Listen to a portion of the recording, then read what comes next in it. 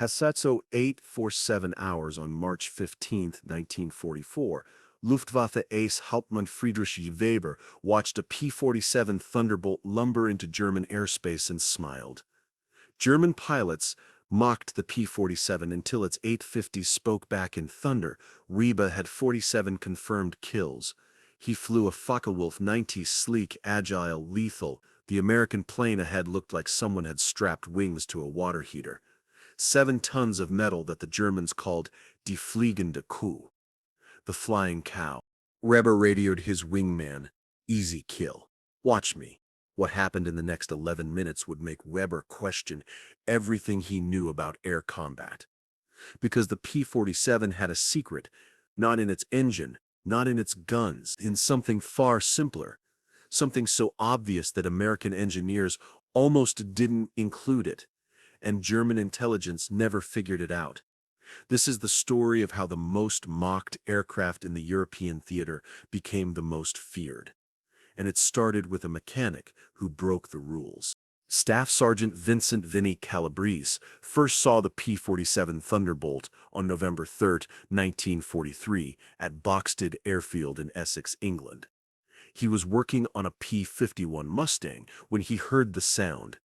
Not the high whine of a Merlin engine. Something deeper, louder, like someone had started a cement mixer inside a cathedral. Vinny looked up. The P-47 was taxiing toward the maintenance hangar. It was enormous. The cowling alone was wider than his entire workbench. The propeller blades were 13 feet long.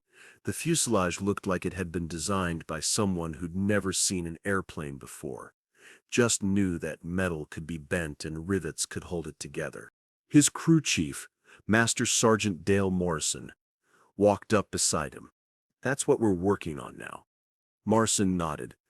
"Command says it's the future. Looks like the past. Like a 1920s biplane that got stretched in the wash." The P-47 rolled to a stop. The pilot shut down the engine. In the sudden silence, Vinny could hear British mechanics laughing from across the tarmac. One of them shouted, "Owie, did someone order a lorry with wings?" Vinny didn't laugh. He'd been maintaining aircraft since 1941. He knew that weight meant problems, meant slow climbs, meant terrible maneuverability, meant pilots coming back in body bags because they couldn't turn with the German fighters.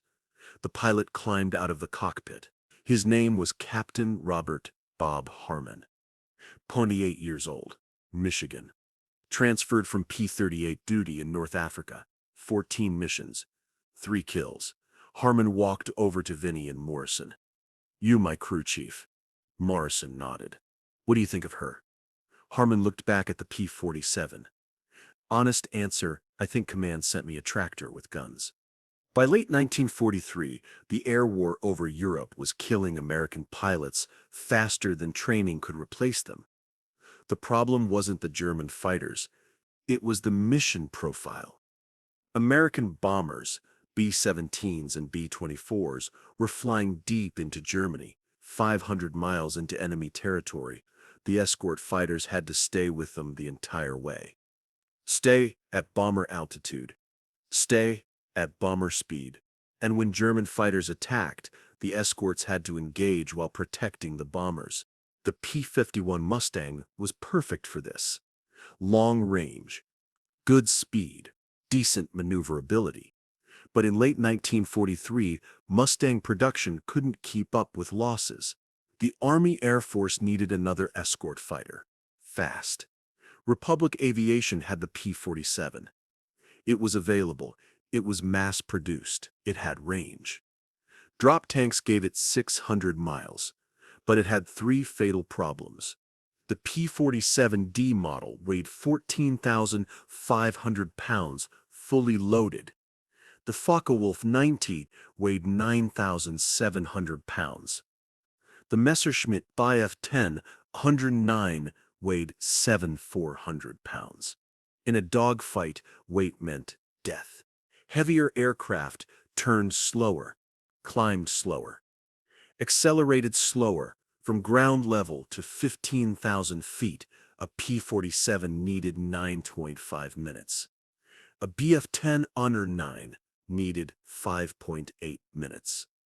German fighters could climb above the P-47s, dive down, attack, and climb back to safety before the Thunderbolts could react.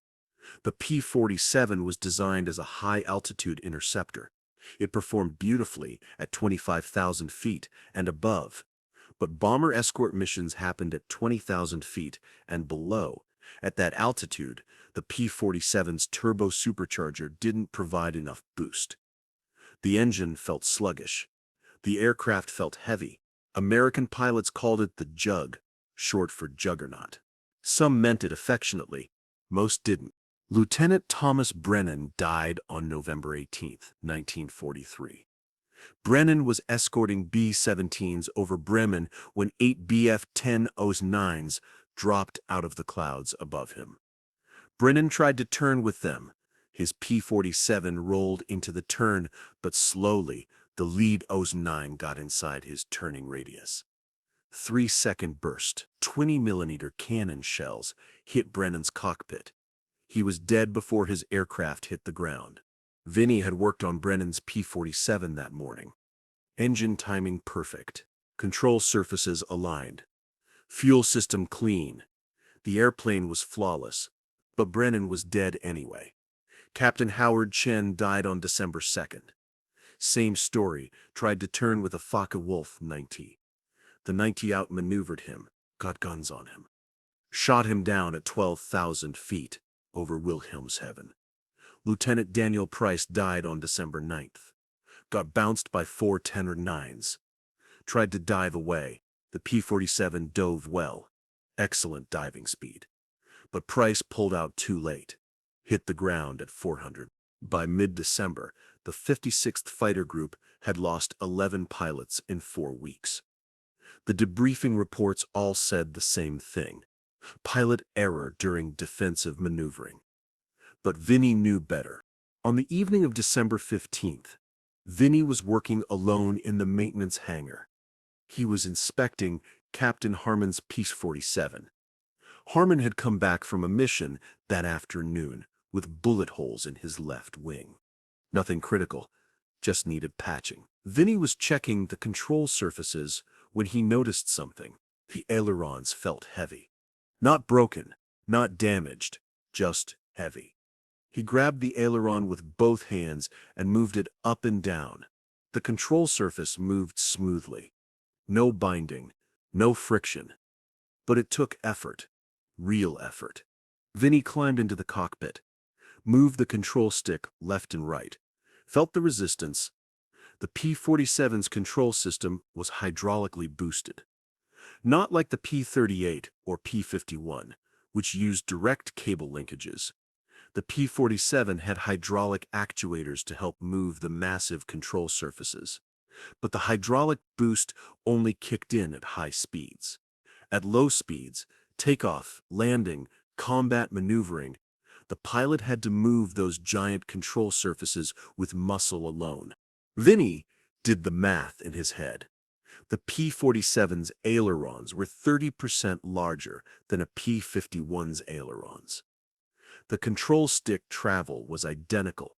That meant the pilot had to move 30% more surface area with the same stick movement. And in combat, when pilots were pulling Gs, when their blood was draining to their legs, when they were exhausted and terrified, they didn't have the strength to move those controls fast enough. The P-47 wasn't slow to roll because of bad design. It was slow to roll because pilots couldn't physically move the stick fast enough. Vinny found Morrison in the crew ready room at 200 hours. "I need to talk to you about the control systems." Morrison looked up from his paperwork. "Problem? The aileron forces are too high. Pilots can't move the stick fast enough in combat." Morrison frowned. "The hydraulic boost doesn't work at combat speeds. It only activates above 300 miles per hour. Most dogfights happen between 200 and 250. Morrison leaned back in his chair. "You check the service manual. Control forces are within spec. 40 pounds of stick force at 200 miles per hour. Then there's no problem. Dale, 40 pounds is too much. A pilot pulling 4 Gs in a turn? His arm effectively weighs 60 pounds. He physically can't move the stick fast enough. Morrison rubbed his face. What do you want me to do, Vinny? Call Republic Aviation? Tell them their airplane is too heavy? No, I want to change the control gearing. Silence. You can't modify flight controls. That's a court-martial offense. I can adjust the mechanical advantage. Change the leverage ratio between the stick and the control cables. How? Shorten the control stick by 2 inches. Moves the pilot's grip point closer to the pivot. Reduces the force required to move the cables. Morrison stared at him. You want to saw off 2 inches of control stick? Yes. On a multi-ton fighter aircraft? Yes. Without authorization from Republic? From Wright Field? From anyone? Yes. Morrison stood up, walked to the window, looked out at the flight line. How many pilots we lost this month? 11. How many because they couldn't maneuver fast enough? All of them. Morrison turned around. If you do this and something goes wrong, they'll hang us both. If I don't do this, more pilots die. Morrison looked at Vinny for a long moment. Whose airplane? Harmon's. He's flying tomorrow morning. Morrison nodded slowly. Do it tonight. I'll make sure nobody's in the hangar. Vinny worked alone. The maintenance hangar was dark, except for a single work light above Harmon's P-47. The air smelled like hydraulic fluid and metal shavings. He climbed into the cockpit. The control stick rose from the floor between the pilot's legs, a vertical shaft about 18 inches long with a grip handle at the top. Vinny had measured carefully. The stick was a hollow steel tube, 1.5 inches in diameter. If he removed 2 inches from the bottom section, where it connected to the control linkage, the pilot's hand would be 2 inches closer to the pivot point. Physics was simple. Moving your hand closer to the pivot of a lever reduced the force needed to move it. Like using a shorter wrench, took more travel, but less force. The modification would make the stick feel lighter. Pilots could move it faster. Roll rate would improve by approximately 50. But there was a problem. If Vinny just cut 2 inches off the bottom of the stick would be 2 inches shorter. The pilot would notice immediately. So Vinny had to do something more complicated.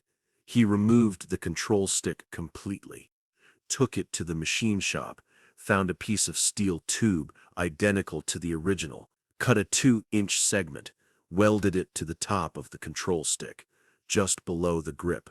Now the stick was the same length, but the pivot point had moved 2 inches higher. Same effect. Less obvious. The welding took 40 minutes. Vinny's hands were steady despite his racing heart. He'd done thousands of welds in his career. This one had to be perfect. When he finished, he inspected the weld with a magnifying glass. Clean, strong, no cracks, no porosity.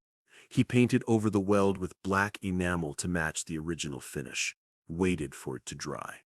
Reinstalled the control stick in the cockpit. Tested it by hand, moved the stick left and right. The ailerons responded identically to before, but the force required was noticeably less. Vinny sat in the pilot's seat, gripped the stick, moved it hard left. The aileron snapped to full deflection. He moved it hard right. Instant response. The difference was unmistakable. He climbed out of the cockpit, looked at the airplane. If anyone inspected the control stick closely, they'd see the weld. They'd know it had been modified. But if they just flew the airplane, they'd think it handled better than other P-47s. Wouldn't know why. Vinny cleaned up his tools, wiped down the cockpit, walked out of the hangar at 02:30 hours. He didn't sleep. Captain Bob Harmon walked out to his P-47 at 07:15 hours on December 16, 1943.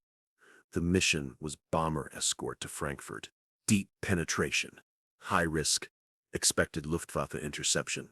Harmon did his pre-flight inspection. Everything looked normal. He climbed into the cockpit, strapped in, started the engine. The R-2800 engine roared to life, 2,000 horsepower shaking the entire aircraft. Harmon taxied to the runway, took off at 0742. Vinny stood on the flight line and watched the P-47 climb into the gray English morning. Watched it join formation with 15 other Thunderbolts. Watched them disappear toward the North Sea.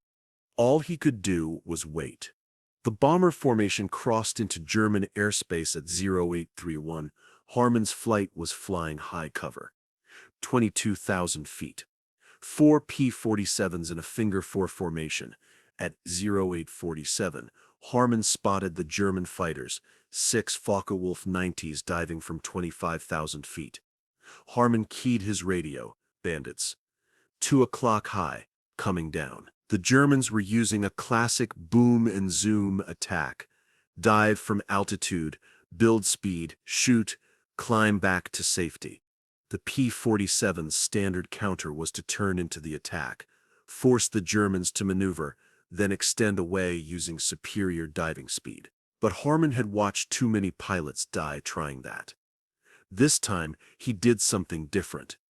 When the lead Focke-Wulf committed to its dive, Harmon rolled hard left, and the airplane responded instantly.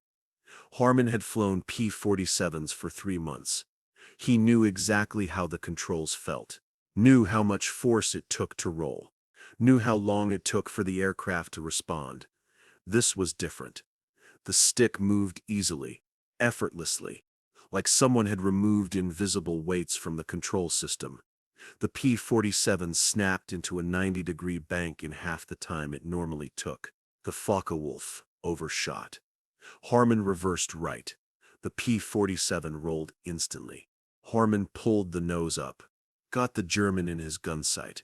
He pressed the trigger. 850 caliber machine guns fired. 100 rounds per second. The P-47's gun installation was devastating. 4 guns in each wing, converging at 3. Tracers reached across the sky, hit the Focke-Wulf's left wing root. The wing exploded. The German fighter tumbled. Harmon's first kill. But there was no time to celebrate. 2 more Focke-Wulfs were diving on his wingman. Harmon rolled inverted, pulled. The P-47's nose came down through the horizon. He rolled upright, pulled the throttle to maximum power.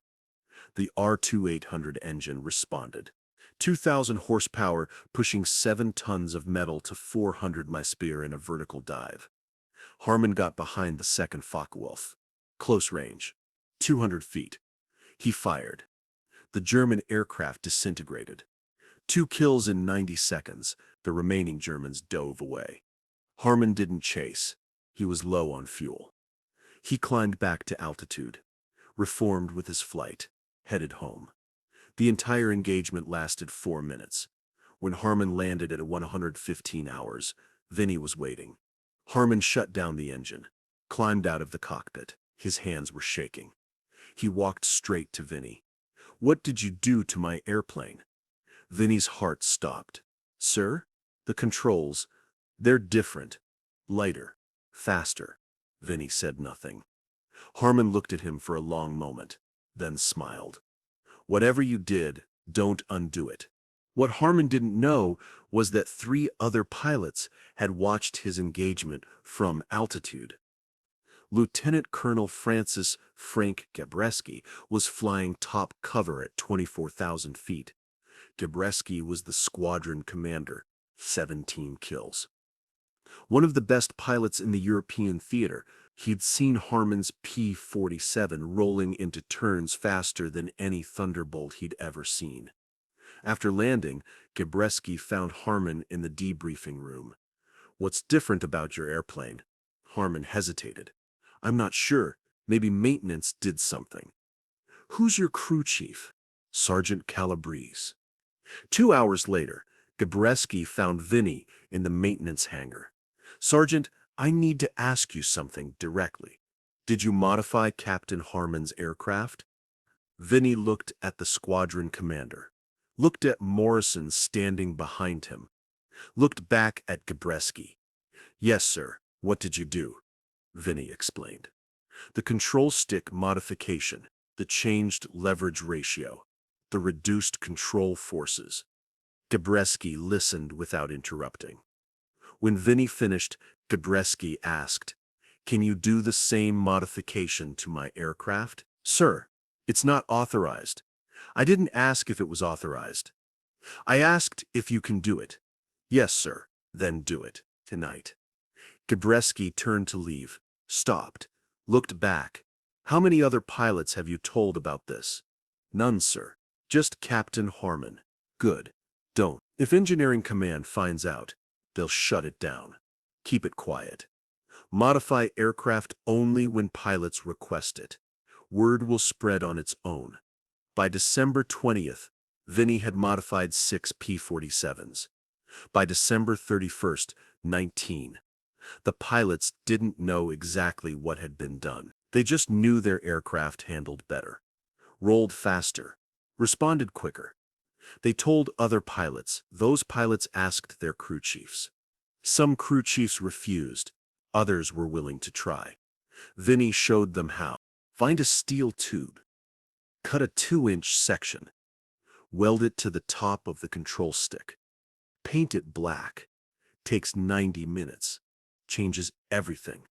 The modifications spread pilot to pilot, mechanic to mechanic, squadron to squadron. No paperwork. No engineering approval. Just whispered conversations in ready rooms and maintenance tents.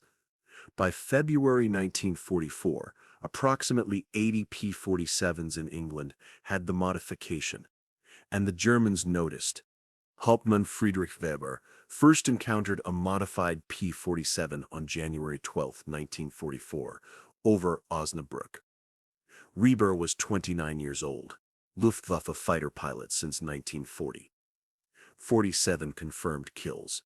He flew a Focke-Wulf 90A6, one of Germany's best fighters. Weber's standard tactic against P-47s was simple: force them into a turning fight, outmaneuver them, shoot them down. The P-47 was faster in a straight line, better in a dive, but it couldn't turn. Every German pilot knew this.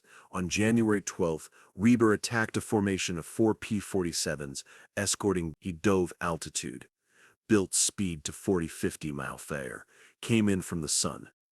The lead P-47 saw him, rolled to meet the attack.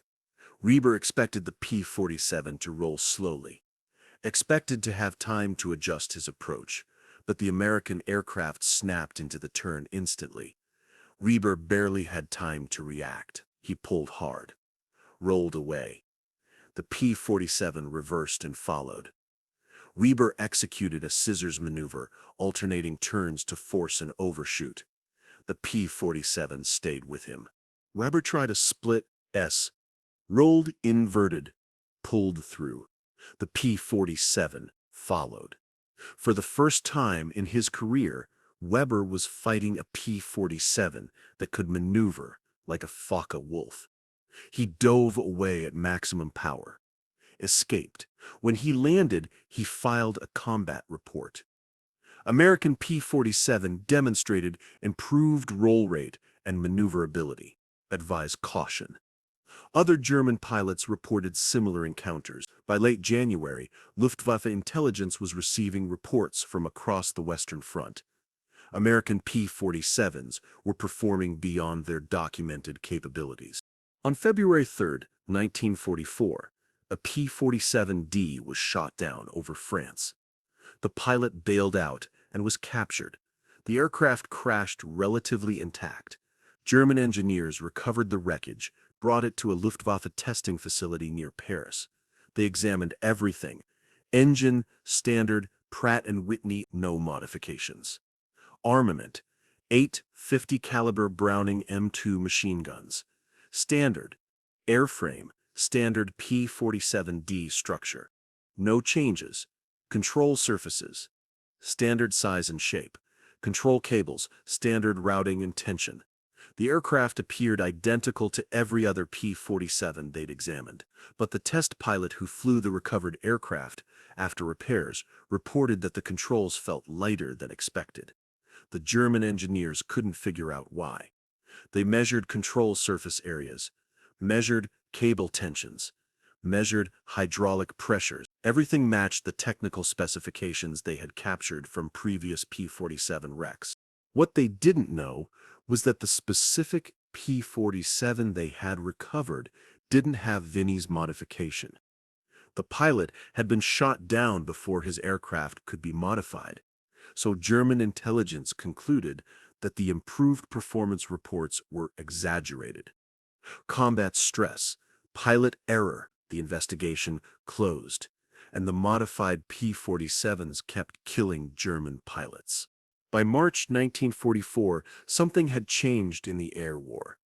Over Europe, for 2 years, Luftwaffe pilots had owned the sky. German fighters were superior, German pilots were better trained. American bombers were vulnerable, but now the P-47s were dangerous. Veteran German pilots who had previously engaged Thunderbolts with confidence were becoming cautious. They knew the doctrine, boom and zoom attacks only. Never turn with the Americans, but even boom and zoom attacks were becoming risky. The P-47s were rolling into defensive positions faster, tracking better, landing more hits. Oberleutnant Hans Müller had 31 kills. He'd been flying since 1941. On March 8, 1944, Müller led a flight of 6 Bf-109s against American bombers over Schweinfurt. They dove on the escort P-47s. Standard attack. Müller got behind a Thunderbolt, close range, perfect deflection shot. He fired. The P-47 snap-rolled left, dove, reversed right. Müller's rounds missed completely. Müller tried to follow. The P-47 was gone, climbed away at full power.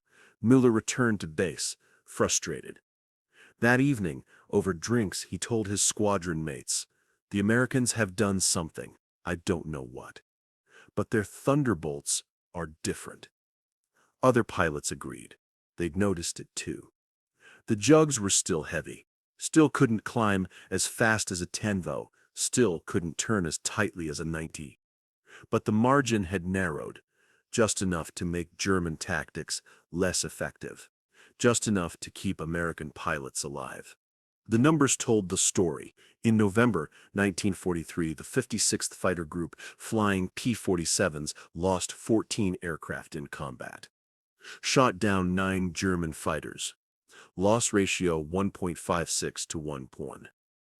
Germans winning. In December 1943, after Vinny's modifications began spreading, losses dropped to 11 aircraft. Kills increased to loss ratio 0.85 to 1. Americans winning. In January 1944, 8 aircraft lost, 21 kills. Loss ratio 0.38 to 1. By February 1944, P-47 squadrons with the modified control sticks were killing German fighters at a 3:1 ratio. Something had changed, but officially no one knew what. On March 15, 1944, exactly 4 months after Vinny made the first modification, an Army Air Force engineering inspector visited Boxted Airfield for a routine maintenance audit. His name was Captain Donald Price. He was a West Point graduate, engineering degree from MIT, assigned to 8th Air Force Technical Services. Price's job was to ensure that all aircraft modifications followed proper procedures, that all parts met specifications, that no unauthorized changes were made to flight-critical systems. He inspected 6 P-47s randomly selected from the flight line. The third aircraft he inspected was Captain Harmon's. Price climbed into the cockpit, checked the control stick, noticed the weld. He climbed out, found Morrison. "Sergeant, this control stick has been modified." Morrison's face went pale. "Sir, I can explain. Who authorized this?" "No one, sir." "Who did the work?" Morrison hesitated. "Staff Sergeant Calabrese, sir." Price found Vinny in the maintenance hangar. Sergeant, you modified flight control systems without authorization?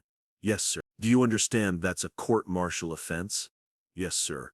Price stared at him. How many aircraft have this modification? Vinny said nothing.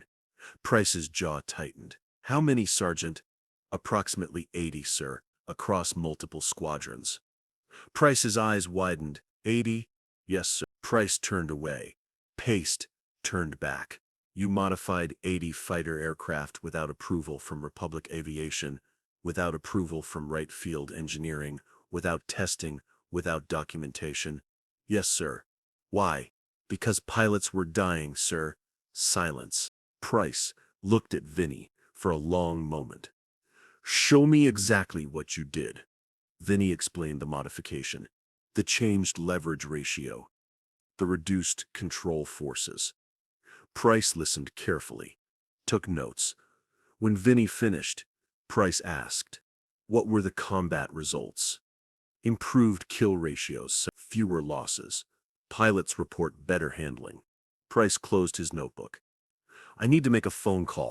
Captain Price called Wright Field Engineering Command in Ohio.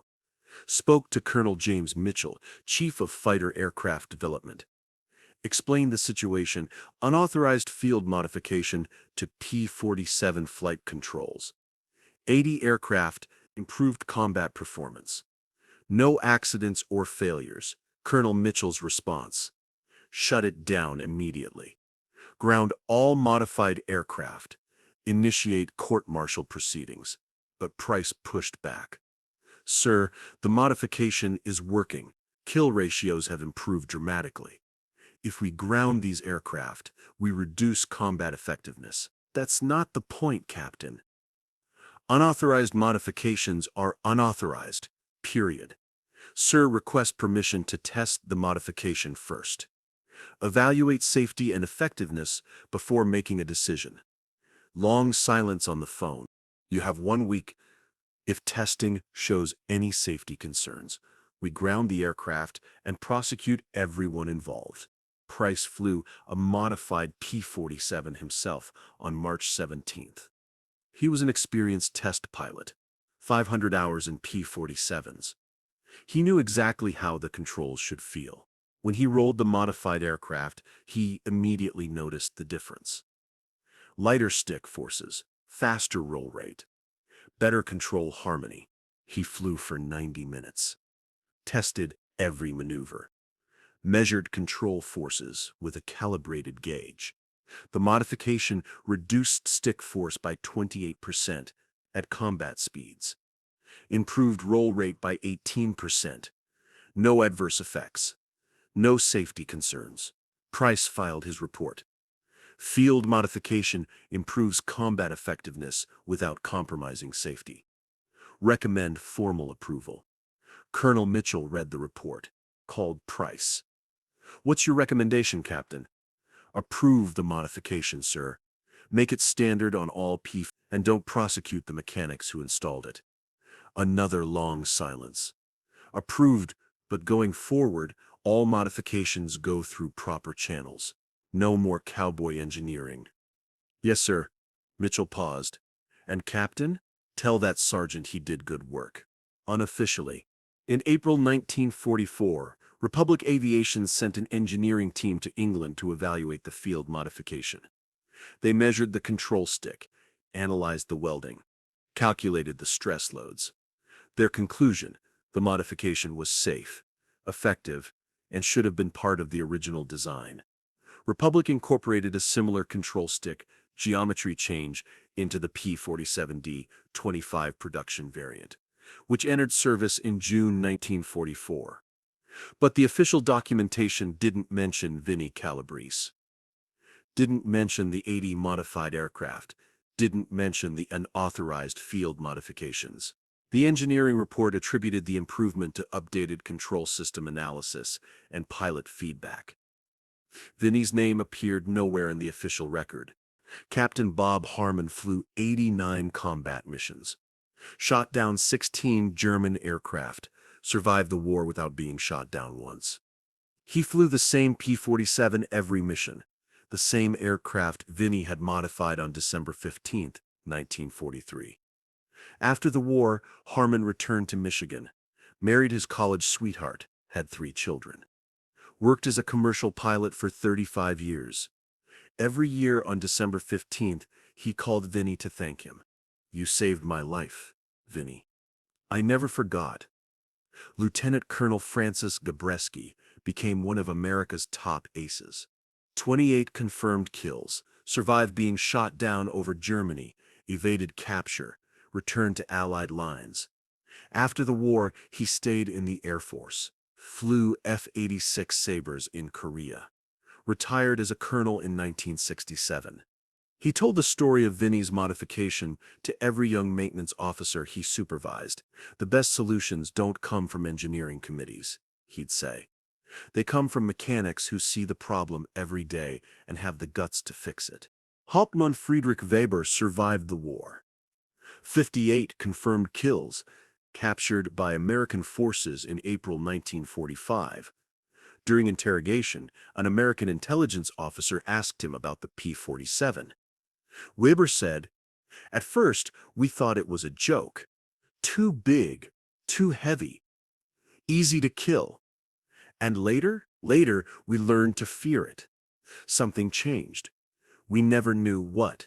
But the Thunderbolts became dangerous." The intelligence officer showed him a photograph of a P-47 control stick with the visible weld. "Did you ever encounter this?" Weber studied the photo. "What is it?" "A modification. Changed the control leverage." Weber stared at the image for a long moment, then laughed. A bitter, exhausted sound. That's what killed us? A piece of welded metal?" "Yes." Weber shook his head. "We analyzed everything. Engines, guns, tactics, armor. We never thought to look at the control stick." Staff Sergeant Vincent Calabrese stayed in the Army Air Force until 1946. He returned to New York, opened an auto repair shop in Brooklyn, worked on cars for 40 years. He never talked about the control stick modification.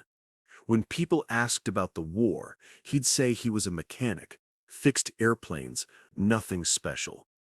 In 1989, a military historian researching P-47 combat effectiveness found references to unauthorized field modifications in maintenance logs from 1944. The historian tracked down Vinny through veteran registries. Vinny was 71 years old, still working part-time in his shop. The historian asked him about the modification. Vinny confirmed the story, said it wasn't anything remarkable, just something that needed doing. The historian estimated that the modification may have saved 60-80 American pilots' lives based on survival rate improvements in squadrons that used it. Vinny shrugged. "I didn't count. I just remembered the pilots who came back." Vincent Calabrese died in 2003 at age 85. He was buried in Calvary Cemetery in Queens, New York. His obituary mentioned his service in World War II as an aircraft mechanic. It didn't mention the P-47. Didn't mention the control stick. Didn't mention that he changed how American fighters flew. His repair shop in Brooklyn is still there. Different owner now, but on the wall in the back office, there is a faded photograph. A young mechanic in grease-stained coveralls standing next to a P-47 Thunderbolt. His hand rests on the cowling. Behind him you can see other mechanics working, other aircraft on the flight line. The date written on the back is December 1943, Boxted Airfield, England. In the photograph, Vinny isn't smiling. He's looking at the camera with an expression that's hard to read. Not pride, not satisfaction. Just awareness. Awareness that the aircraft behind him would fly into combat. That a pilot would climb into that cockpit.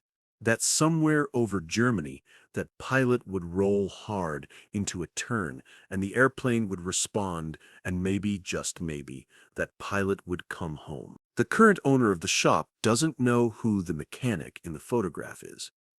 Doesn't know the story. Just knows the photo was there when he bought the place in 2005, and it seemed wrong to take it down. The official statistics for P-47 Thunderbolt combat effectiveness in the European theater. Total aircraft produced 15,600. Total combat missions over 546,000. Air-to-air kill ratio 4.61. Pilots who returned home because of its durability. Thousands, but nowhere in those statistics is there a line item for where. Number of aircraft with unauthorized control stick modifications, tinos. Number of pilots who survived because a mechanic broke regulations. Estimated 60-80. Number of German pilots who died fighting an aircraft they didn't know had been changed. Unknown. Number of minutes it took to make the modification, 9.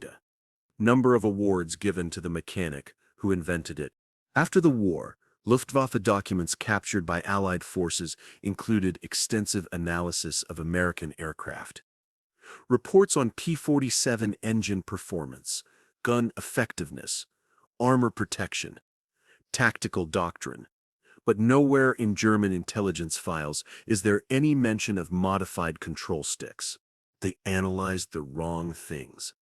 They looked at what was visible, the massive engine, the 8 guns, the thick armor plating. They never looked at what was hidden inside the cockpit.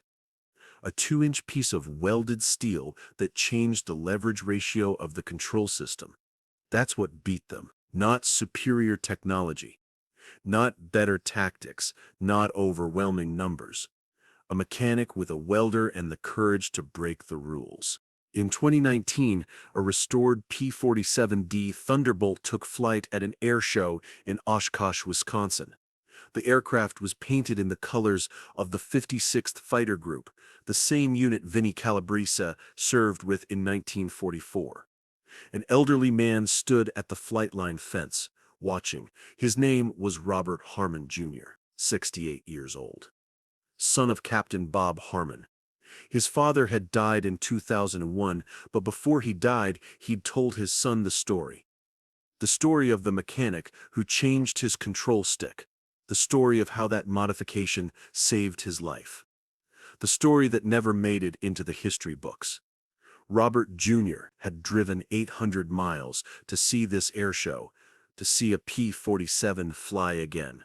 The restored Thunderbolt roared down the runway, lifted off, climbed into the clear summer sky. And Robert Jr. watched it roll. Watched the massive fighter snap through a barrel roll with surprising grace. The announcer's voice crackled over the speakers. The P-47 Thunderbolt, 7 tons of American muscle. They called it the Jug, called it the flying bathtub. But pilots who flew it called it the plane that brought them home. Robert Jr. smiled. The announcer didn't know the full story, didn't know about Vinnie Calabrese, didn't know about the welded control stick, didn't know about the 90 minutes of unauthorized work that changed the air war over Europe. History remembers the big things. The decisive battles, the famous generals, the named operations. But wars aren't won by the big things. They're won by sergeants who see problems that officers miss, by mechanics who know their aircraft better than the engineers who designed them, by people who break the rules because following them means watching good men die. The P-47 completed its aerobatic routine, rolled inverted, dove toward the runway, pulled up at the last moment with a sound like ripping canvas. Thunder. The crowd cheered. Robert Jr. didn't cheer. He just stood there, watching, remembering a story his father told him about a mechanic in England who saved his life with a welding torch and a piece of steel. The P-47 climbed back to altitude, rolled once more, crisp, clean, fast, and somewhere in a cemetery in Queens, New York, a mechanic's gravestone read only